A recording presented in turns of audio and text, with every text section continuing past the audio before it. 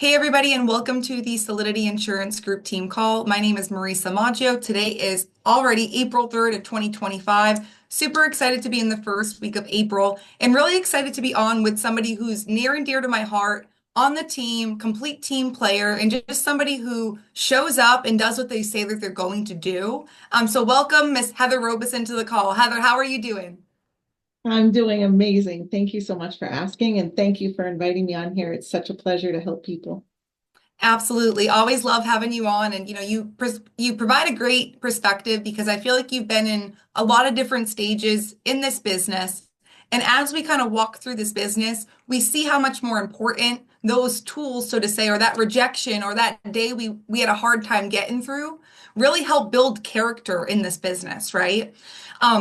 Now, with that being said, there's going to be people around us, Heather, that they're going to be negative. They're going to be like, you should just quit. You worked all day and you made no money, right? Because there's going to be days, guys, you work all day, you make no money. And then the next day you get on the phone and you still keep working because it doesn't matter if you made money or not. What I mean by that is if you pick up the phone, you're going to continue to make money. But my point being is you're going to have people that are negative for maybe a reason because they're coming from a place of care. You're also going to have people who are negative because they just don't quite understand what you're looking at. Now, you're also going to have people, and this is for me this is like the tough crowd, I call it. You're going to have people in the business who maybe just got started, or maybe they've been in the business for a couple of months, and they're kind of in this trippy place of like, I'm going to be really negative about everything. Heather, have you seen agents like that? Yeah, I can say I probably started out like that too. Okay, fair. So, with that being said, talk to us a little bit about when someone now, you can talk a little bit from a back stance because you've been in the industry Mhm. for about how long now, Heather? Almost 4 years? Almost four, but in reality, only two and a half of actually writing business. Okay, So, fair enough. So, about 2.5 years. So, guys, we're going to kind of take a look back. Heather, maybe how you would have handled a negative person reaching out to you back then versus how you're going to kind of handle that now and why that's mhm. so important, not just for you, but like for the other person as well. So from a family standpoint at the beginning, that's the hardest part. That's the where you see most of the negativity coming into you. You have people who doubt you. You've been, doing whatever the rest of your life, and usually you failed at something, and they like to bring that stuff up.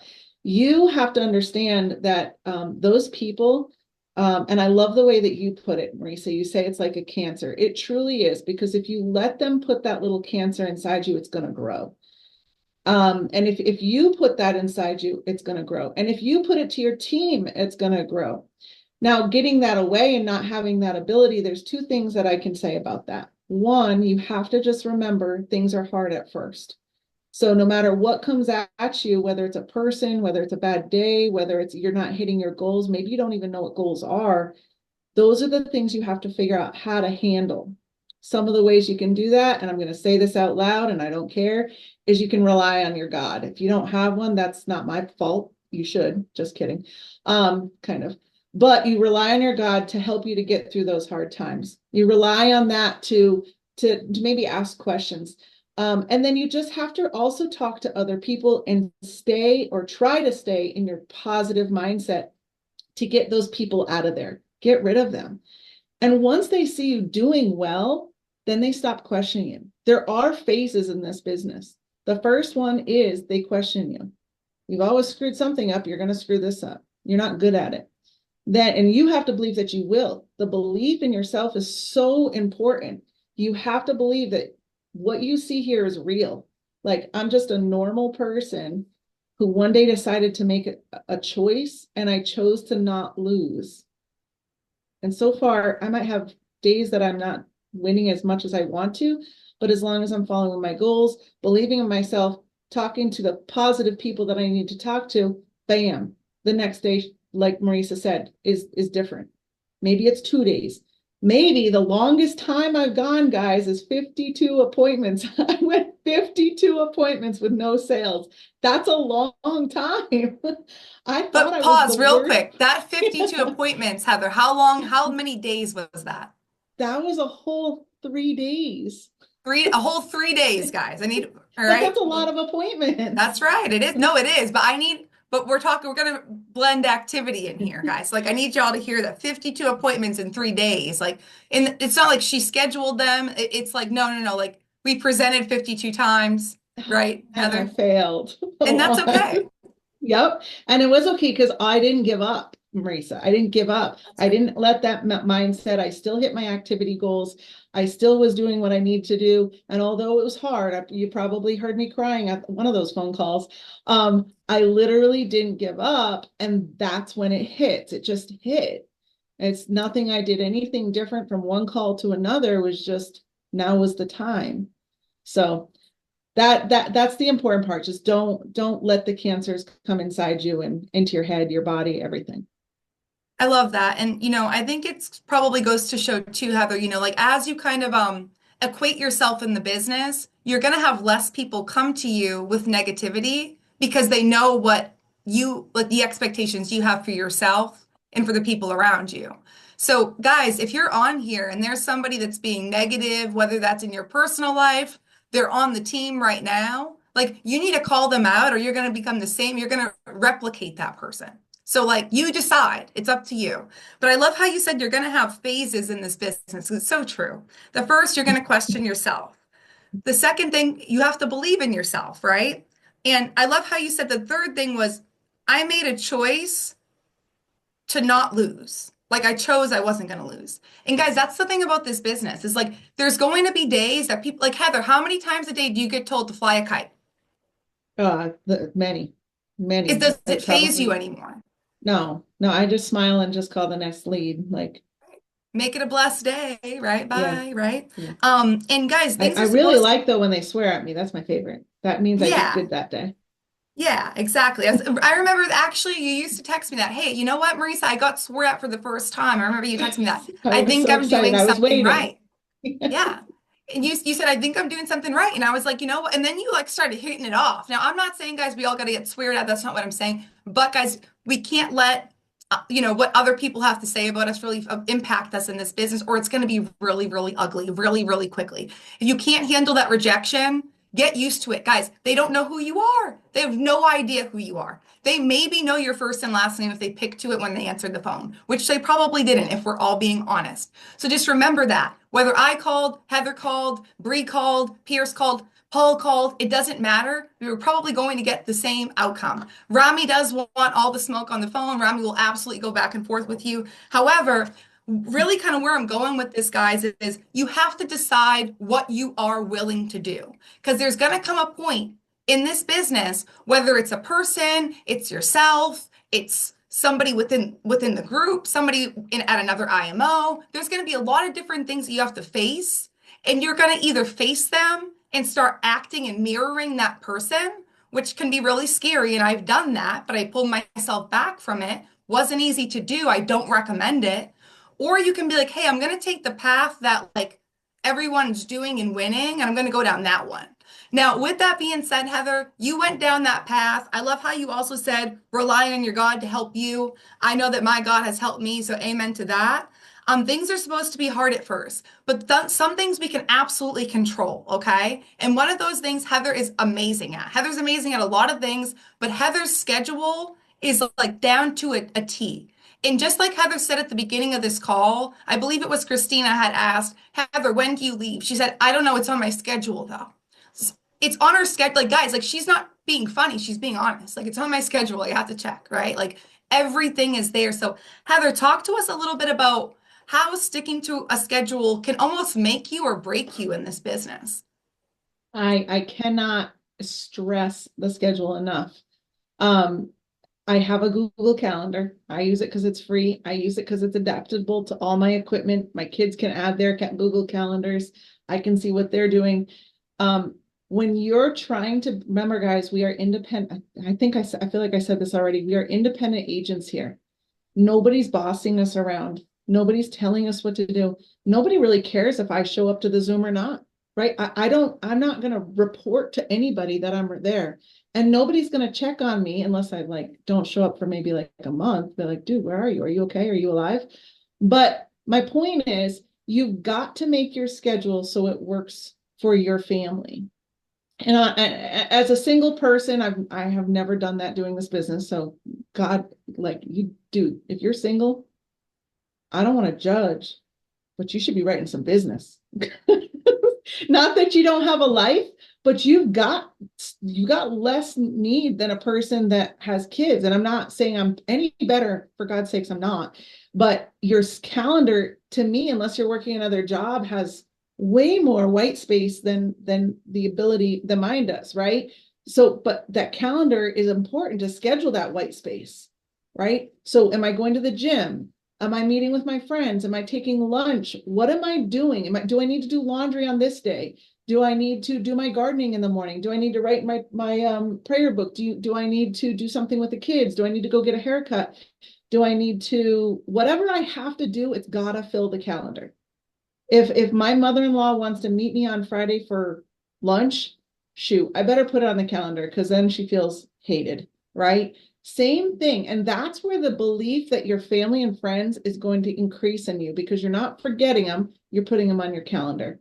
Maybe, and this is what I did at the beginning, I'm not so good at it now because it's now a known thing. At the beginning, maybe you have to put that time on your calendar for your friends or for the gym or for your grocery shopping or whatever it is that you have, single or in a family, doesn't matter. You all have needs. Put it on a calendar, schedule it. Then your family's going to say, oh, I have a phone call with Jaden on Thursday. Wow, Jaden just called me. Cool, that was nice of him. Now he hasn't forgotten me, right? Because it's hard to balance everything. We've got a lot to balance. You've got your trainings you have to do. You've got your meetings you have to do, which are different. You've got your, physical fitness, your personal stuff that is outside of work time, right? How are you going to balance it all if you don't have a calendar? I don't understand it. Like I can't fathom it actually. So when I do say that, Marisa, I truly mean it. Like when somebody says, what time are you flying out? I'm like, I don't know. It's not that day. I don't think it's today. Right? Like, Right. I don't know. I'd have to look. Right, because I know you put packing on your schedule, I right? Like it's absolutely, I literally have to, which I got last time I forgot workout clothes and I think I forgot socks, right, Angie? But I got to get better at that packing list. But yes, it's got to be on the calendar or I'll forget things like workout clothes and socks. for sure. And I think it's important, guys. Like even if you think about as an example, Oh God, Paul. I had y- to buy $120 that sweatshirt, guys, because I didn't pack properly. The golf place only had $120 sweatshirts. It's now wrapped in gold. Just kidding. It's not, but I felt like it. oh, Dad, that's great. That's great. No more sweatshirts from Topgolf, That's okay? what Deal. happens when I don't use my calendar. So guys, use your calendar. No, but all jokes aside, we think about like when maybe we had a time in our life where we woke up later, or maybe right now we wake up later, okay? Let's just call a spade, okay? Maybe you wake up at 10 o'clock, but you really wish that you woke up at 6. Now, I get like, oh, you can wake up tomorrow at 6 o'clock, but you got to wake up with a plan. If you wake up tomorrow at 6 o'clock with no plan of like, this is my course of action. I want to work out. I want to get this. I want to spend time with God. I want to do yoga. I want to, whatever you do, I want to journal. You got to have it written out in a way that you can follow, like your morning routine. Eventually, it will become a routine. But if you go from waking up at 10 to waking up at 6 tomorrow, you're going to wake up at 6 o'clock tomorrow and be like, well, like, I should just wake up at 10 because I got nothing to do. You got nothing to do because you're not used to being awake at that time. So, guys, fill in that space because it's going to help fill in other areas in your life to make sure, hey, you are getting what you want out of life. What I want and what you want might be two completely different things. And that's cool. That's okay. But regardless, the schedule is going to get you there. But if you don't know what you're doing in a day and you just wake up, you're just waking up blind.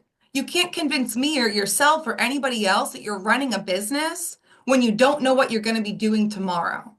So, with that being said, that's why I'm crazy about my schedule. I'm sure that's why Heather's crazy about her schedule because I have lived a crazy life of having no schedule and I never want to be back there. Okay. Like I'm not too proud to admit it. So, with that being said, though, Heather, coming into this business, we have a lot of agents on the call now that have been just getting started or getting up and going pretty quickly, and it's exciting to see. But with that being said, there's going to be things that come up in the business, hiccups, if you will. And in the beginning, we feel like they're the end of the world because we don't always know how to solve them. And that's okay, guys. That's completely normal. That's what I'm here for, Heather, Christina, we're all here for. But talk to us a little bit about chargebacks. Guys, a chargeback would mean, as an example, I call Heather, she becomes my client. Heather now cancels her policy. It might come back on my Americo Daily, and I'll get a cancellation thing from Americo. Now, Heather, talk to us a little bit about what that looks like if that's your client. Sure. In the beginning, though, it looked different than it does now. So I'm going to kind of go through how it looks like for a new agent, and then as you progress. As a new agent, the biggest issue with chargebacks is you're not writing enough business. So if you're not writing enough business, 30%, this is all around, guys. Doesn't matter if you're writing a little bit of business or a lot of bit of business. If you've been in the business for 1 month or if you've been in the business for 10 years. 30%. And if you ever go to a meeting with Sean and you don't say 30%, he's going to be all over you. 30% of your business is chargeback every single time. Like just put that in your head. Okay. So you have to understand that number. At the beginning, if you're writing one policy every week and you've written 4 policies that month, 30% is an entire policy. That's huge. It's a huge amount of your income, right? So that's scary. So what does that say? Write more business. Check your calendar. What are you working? It all backs up to the same thing. It's numbers. If you're not on the dial team, at least, I'm going to not lie, at least 10 hours a day, you're not going to be writing enough business. If you're not buying enough leads, you're not going to be writing enough business and you're going to get chargebacks and you're not going to know how to handle them, right? So then we skip to, okay, now we're writing a little bit more business. Maybe we're writing, 1 a day. Okay, that's fine. That's 7 policies a week. That's good, actually. 7 policies a week is a very good first, beginning goal. Still 30% of that. So then we say, okay, now we know we're going to get chargebacks. We're writing enough business. What can we do about our chargebacks? At first, if you're only writing 1 a week, you're going to have to just pay it back. I mean, or get them back on the books. Like you're going to have to dig in. You've got plenty of time because you're only writing 4 policies a month. So you've got the time because you're not working those hours. You're not. Don't lie to yourself, right? So you have to pay those chargebacks back if you can't get them back on the books. Call your clients. Why might it be charged back? Well, one, they could have died. Honestly, it's happened many times. They could have died. It's a chargeback. There's nothing you can do about that. The only thing you can do is help the family get that money if they can. And if not, then there's nothing you can do. You have to pay the chargeback. Like, don't even try to outright it. Just pay it, right? The other thing you can do if the person has maybe forgotten their banking, maybe they changed their bank, maybe, just maybe, and this happens often, they didn't have the money or the carrier pulled it too quick. Sometimes that happens where the carrier screws it up, but it's your job to make sure it's fixed. It's your job to call the carrier, even if you have to do it with the client on the line. Call the carrier, find out the situation. It's not your fault. It's the carrier's fault if that's the case, right? But always blame somebody else. But be not to be negative, but try to get it fixed because you didn't really do anything unless don't. And this has happened to me, Marisa. You put the wrong date on the policy, right? And then you screwed up. Admit your faults. Oh my gosh, I'm so sorry to screw that up. And then talk with the client to see how to fix it, right? So there are ways to go about fixing it. And then there's the client who just wants to cancel their policy.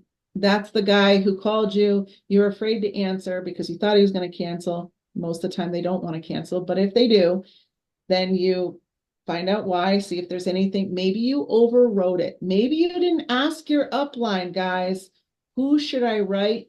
What should I write? And you decided to go on your own and just write a policy, and then it canceled because you got outbeat by some other agent. Happens to the best of us, right?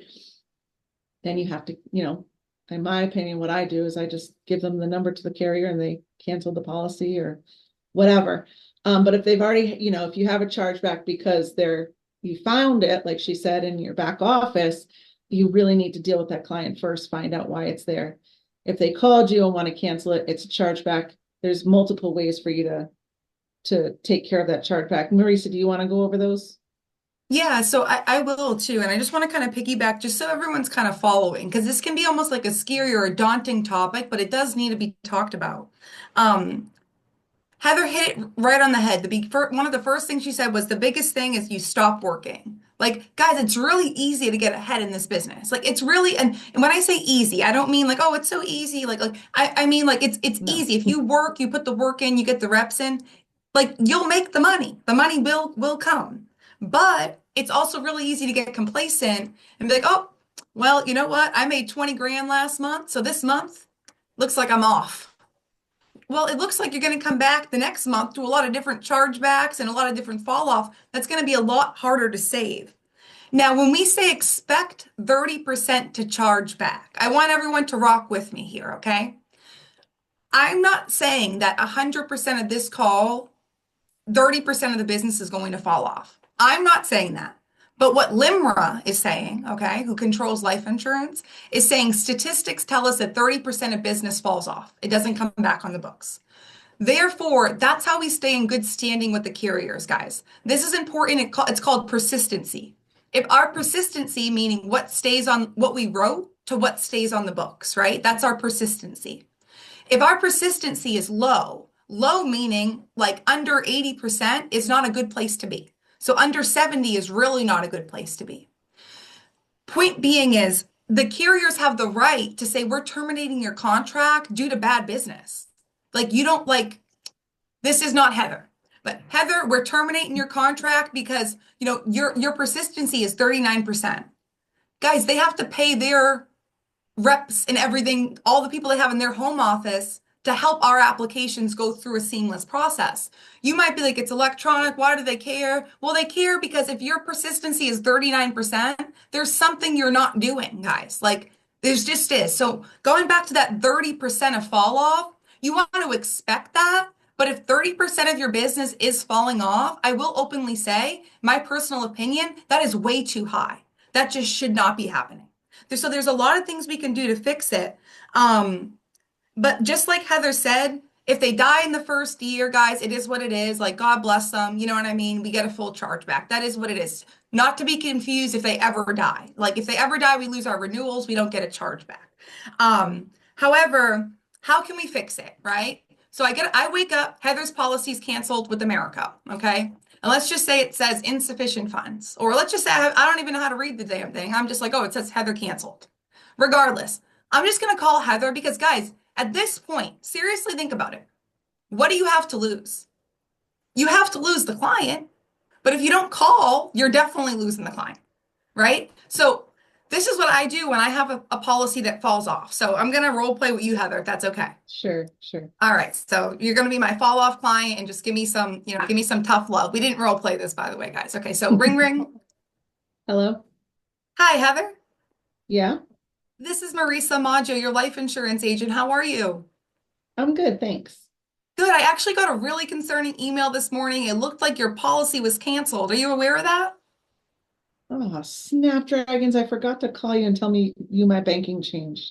Oh, your Oh, bank changed. is it canceled? Well, we can get it back into place, Heather. It just looks like you haven't made your payment since the third month. So here's what we can Oh, go ahead and yeah, I'm do. so sorry. I'm so sorry. No, it's okay. I'm happy I gave you a call and know that you have an updated bank. Okay, now all I'm going to do is I'm going to update the bank with Heather. Okay. Now, is everybody going to say that? No, but what I can tell you guys, you're going to be shocked how many people say that. If you're not calling your people who charge back, you're crazy. Like it doesn't make sense to me. They're already your client. Like, come on, dude. Like I love you all, but like we gotta be willing to do that. And also, how is Heather going to feel about me if she did pay her policy for 3 months? That's the fourth month. It falls off. And then she's like, this girl couldn't even call me. Like that's Yeah, how I I would feel. canceled. Yeah, if I let one of my clients' policies canceled, that's on me. Mhm.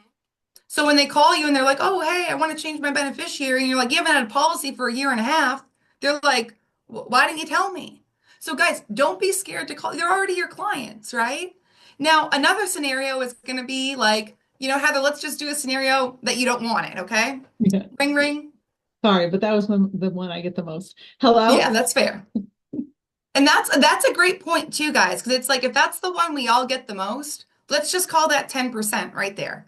10% of your chargebacks are going to not be chargebacks simply by calling your client and letting them know, "Hey, I got a concerning message this morning that your insurance was canceled."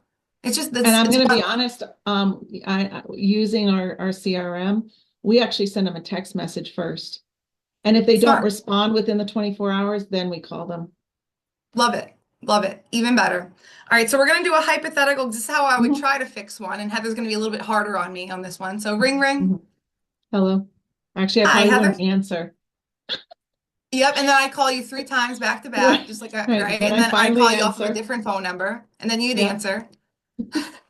Hello. Hi, Heather. Yeah, Heather, this is Marisa Maggio, your life insurance agent. How are you? I'm all right. Yeah, I was actually just quickly reaching out to you. I got a really concerning message this morning. It looks like your policy was canceled out. Are you aware of that? Yeah, I actually decided to go a different way. Okay, if you don't mind, could you just talk to me a little bit about what you mean by go a different way? I know you seemed really Well, happy with the Americo 25,000. yeah, well, it was too much. There was a better product out there. You guys can get a Is lot of different things is here, it just but less expensive? yeah, it was less expensive. Okay, got it. So you were just looking for a little bit lower of coverage. That's what I'm hearing. Yeah, Okay. yeah, Well, here's the good thing about your policy, Heather. I know we wrote you for that 25,000. I'm assuming you're not covered for 25 if it's cheaper. Is that right? right. It's 20,000. It's No, 20,000 just I lied. I lied. It's 15,000. That'd be more it's realistic. 15. Yeah. Okay. And how much are you paying for that policy, Heather? Uh, 52.72. 52.72. Okay, because I know when we wrote you, we wrote you for $100 flat a month. Yeah. However, I know budget was really important to you, and you said that this would fit. Here's the good news, Heather, is we can drop Americo down from 25,000, and now I'm literally guys quoting it, to 15,000. And instead of that 52.72 you're paying right now, Heather, it will actually be 48.49. Do you want to go ahead and get that back on the books? Yeah, that would be a great idea. Thank you. Okay, and then I would I'm also gonna get pause. Yeah, I'm gonna pause here because the only reason and correct me if I'm wrong, Marisa, but the only reason some situation like that's gonna happen is really truly you. And I know Marisa, you didn't because that was a different scenario. You said that you went over, but a lot of times agents, new agents especially, will quote them too high and they won't go over what actually fits their budget. They won't really listen to their clients, and that's where you're gonna have a lot of new chargebacks as a new agent is you didn't really listen and take down information. You just threw out a number that sounded good to you. This isn't about you, it's about them. 100%. And I think that was like a prime example. And guys, I talk to people every day. I'm sure you guys talk to people every day too that are like, yeah, I got this insurance. It's just really expensive. It cost me $255 a month. And you're like, when did you get it? And they're like, I just got it. And they're like, and then you're talking to them about their income because you get to talk to them about, hey, maybe I might have a better product for you. And the next thing you know, they're like, I make $1,200 a month. Guys, if someone makes $1,200 a month, they cannot afford a $255 a month policy. Like, like I love you. Like, like we got to think on a frame of 3 to 5% of their income That's maximum should be exactly going what to the I do. policy. I actually do 2.5%. That's what I do. And And that's it's a what I safe start them place. at. Like that's what I Yes. start them at. If they want to go higher than that, they can go higher than that, but or lower if they really want. But I start them at 2%, 2.5%, sorry.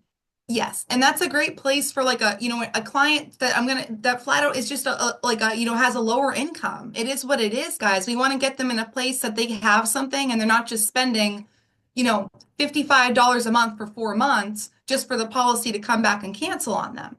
Right? Like they're not in a financial situation to do that. So I think that that's huge, Heather, making sure you're meeting their client meeting your client where you're at, where they're at rather, and adjusting and molding to them. Guys, I talk people down all the time. Instead, I'm going to talk them up to like 200 grand. I'm like, go with the 50 grand. Like, Heather, I hear you do it all the time too. And Mhm. sometimes we just get so excited, but we have to remember they're getting so excited too, guys. Like they want the $250,000 of coverage too. But you have to remember that you think with your heart, especially in this scenario when you're on the phone, if you're doing your job correctly, they're thinking with their heart, but they also have to think about when push comes to shove, if we wake up tomorrow and all four tires are popped, are you still going to be able to afford this premium? So, Heather, if you don't mind, talk to us a little bit about maybe what you do in a post close or what you do to make sure that it I was actually, absolutely is comfortable. yeah, I'm glad that you are bringing this part up because that's the other part of chargebacks is how do you retain your clients, right? What are some systems and processes that you have in place, if any, right now, that to retain your clients? Because that'll help you with your chargebacks. So I hope that's what you're looking for, Marisa, right? Yes, exactly. Okay. Yes. So at the end of the call, I always secure, I send them a picture from because I use the CRM, right, to dial them. But then I send them a picture of the screen that says they're approved if there's one there. Um, I send that from my personal number. They should have your personal number. They can have your business number too. You've got all their information. Be comfortable with giving them yours. I send them that. I also follow up with them through text with a sold disposition through Ringy that says all the information about it. A couple of days later, I also tell them that I will be their agent moving forward. I tell them the only other person that will be calling you is my assistant Nathan. If he calls you, his number starts with a 915. Write this down. I text it to them. I text all of their information, my information to them as well. Um, and then I talked to them about my referral program. I'm sure some of you have heard about it. And that they Talk to like me about that. it. Okay. So as a referral program, if they add any coverage later on, that's why I start them low. So I do it a little bit different. I don't do gold, silver, bronze. So excuse me if you do, but you can kind of hear about this. I start with their need. What do they need? What's their minimum? What do they need? And that's by going through the financial inventory. You guys all should be doing that anyways. You going through their financial inventory, finding out what their need is. Then you find their need, and that's what I quote. If they want more than that, more coverage than that, perfect. If they want less coverage than that, that's fine too. I understand. But that's how I quote them. So it's a little bit different than Solidity does. I do know that. Um, Either way, you then at the end, if you've done what makes them happy and ask them if they're happy and they have anyone that they can refer, that I like to work with people that I know personally. It just makes life better. And if I did a good job for them, I offer them a $50 gift card. I know I should be lowering it to 25. My assistants are probably cringing when I say that. But after doing that for a year, I think I'm still okay. Gifts is okay. And I do a gift card because cash is no good. I don't even know if it's legal to do cash. Um, Gift. and I do it to a place that they want. So I ask them where to send it, and that gift card doesn't go out until that person has either added coverage and the payment's gone through, or their referral has been approved and the payment's gone through. So it's a system you have to keep control of. You have to remember to do it. And that goes out to them. And then I also tell them that their policy is going to be in the mail. If it doesn't come in the mail, please reach out to me. But I also have my system reach out to them. My CRM reaches out to them. I think it's I think it's 15 days after their policy is in effect or something like that, where it'll reach out and say, hey, did you get your policy? Blah, blah, blah. And they'll respond back. But I also tell them, if you don't receive your policy, please let me know, because sometimes, snail mail, things get lost. And they appreciate that because they still don't know you. You're still a potential scam to some of them. So if the policy doesn't come and you just took all their banking, their social, and all that, you could potentially be a scammer. I had a chargeback because of that. Nathan's probably rolling in his chair right now because he knows who it is. I had a lady, huge policy. It was like $4,000 policy. And she didn't get her policy just like that. And she called like a week later. Maybe it wasn't even that. Canceled her policy, thought I was a scammer, yelled at me and everything. And I was like, there's nothing I could have done. I couldn't have done anything. Her payment hadn't even come out yet. it was a whole, there was more to it than that. I accepted the charge back. I took it up the rear end and moved on with life and just kept writing business, right? That's right. She That's it. she texted me like 2 weeks later begging for my forgiveness because she had gotten the policy in the mail. It's snail mail, guys. It takes forever to get there. But my fault. I didn't tell her the expectations. It is not anybody else's fault but mine.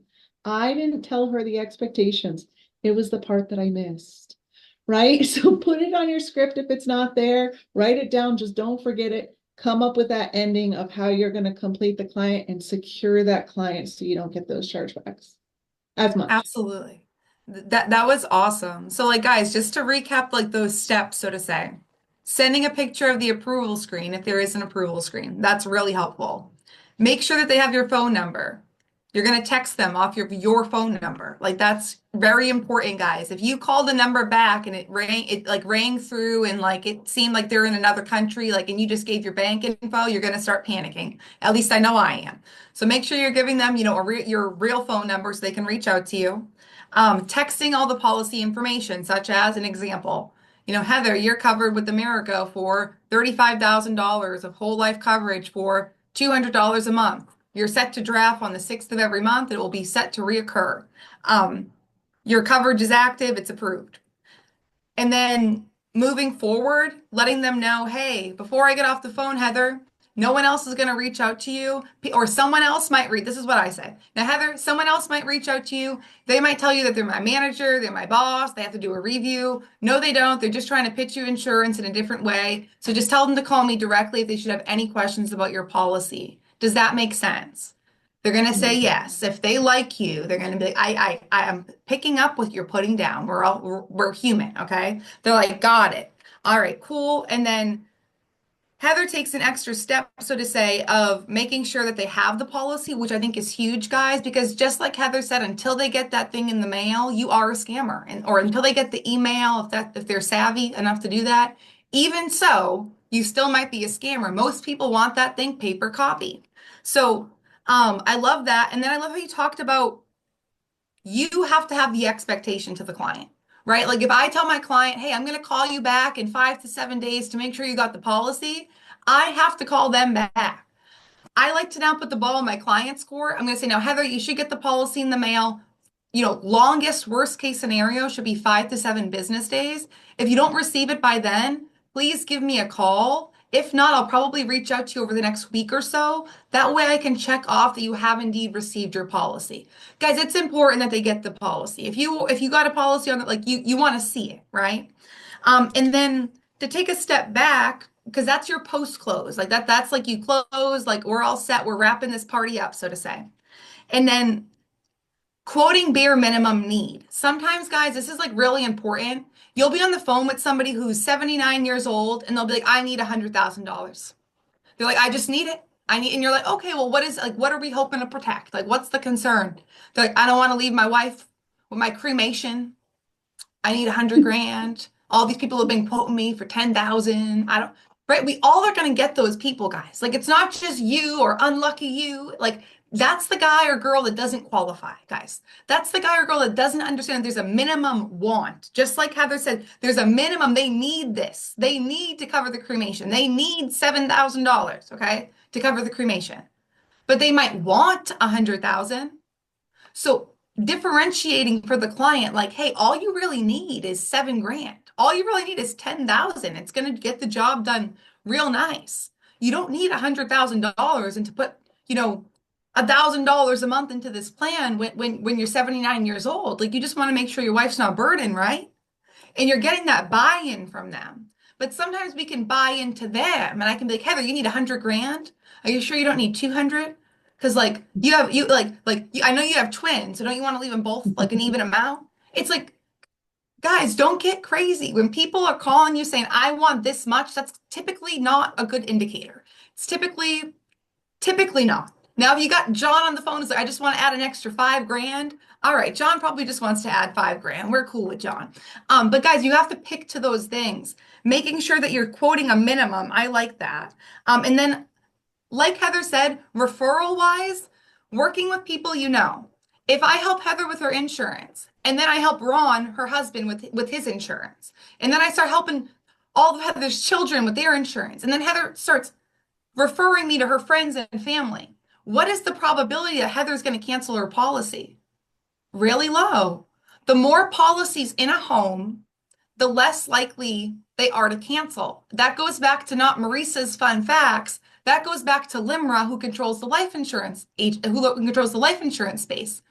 With that being said, if you have four policies under one roof, they are a lot less likely to cancel your policy when push comes to shove because they love their insurance girl or guy. So you want to be that person. Guys, chargebacks are inevitable. They happen to the best of us. But I think this call was really, really helpful just to even recap on talking to people. Sometimes we can overreact, guys. When someone calls you, they want to cancel, you just got to talk to them a little bit about it. Don't play defense so hard. Hey, all right, Heather, I hear you. You want to cancel? Talk to me a little bit about that because I know when we spoke the other day, it was really important that you had this $50,000 because 10 was going to go to your final expenses and the other 40 was going to go to your four children. So, like, what changed? And just go from there. Just have be a human being, guys. That's what we do all day, every day on the phones. When we're being our best selves for our clients, we're being a human being, we're listening to them, right? So with that being said, kind of my biggest takeaways from this call is believe in yourself when you're getting started. And guys, believe in yourself through the whole journey. Because guess what? Like, if you don't believe in you, at one point it's going to be really hard for you to keep going. You got to have valid things that you're like, this is why I believe in me. I believe in me because I woke up on time. I believe in me because I got on the Zoom. I believe in me because I unmuted in the main room where I was really uncomfortable. I believe in me because I'm open to feedback. Those are all reasons why you should believe in you. They're all reasons why I believe in me. It's the same thing. It's applicable to all of us. We're all humans. Keep your faith close by. That's another big one I took. And I think I live by that day to day. So, that's huge. And then when you're doing your calendar, your schedule, what am I doing? In this time frame, what am I doing? What am I accomplishing? Because if you get to the end of your day and you're like, oh, I woke up at 6 a.m. and I got off Zoom at 9, but you didn't do anything. It's like you're not gonna feel good. You were not productive throughout the day. And that's normal.